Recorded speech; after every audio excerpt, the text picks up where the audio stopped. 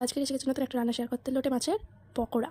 এখানে হচ্ছে লোটে মাছটা ভালো করে ধুয়ে নুন, লঙ্কা গুঁড়ো, তারপরে হচ্ছে হলুদ গুঁড়ো, তারপরে হচ্ছে কাঁচা লঙ্কা, আদা বাটা, ধনিয়া গুঁড়ো ভালো করে দিয়ে লেবুর রস দিয়ে দিলাম। ঠিক আছে, ভালো করে লেবুর রস দিয়ে জিনিসটা ম্যারিনেট করে রাখবো। 2-3টে লেবুর রস দিলেই হবে। তারপরে এই কষে কষে কষে কষে কষে কষে কষে করে একদম পুরো মেখে মেখে মেখে মেখে মেখে মেখে মেখে মেখে জিনিসটা ম্যারিনেট করতে হবে ভালো করে, যেন প্রত্যেকটা মাছের সাথে সব মশলাগুলো লেগে যায়। রেখে প্রায় 3-4 ঘন্টা যত ম্যারিনেট করে রাখবে তত খেতে ভালো লাগবে। এই যে তারপরে এরকম করে রেখে দিতে হবে। ঠিক আছে, এবারে যখন ভাজবো তখন একটা ডিম ফাটিয়ে দেবো।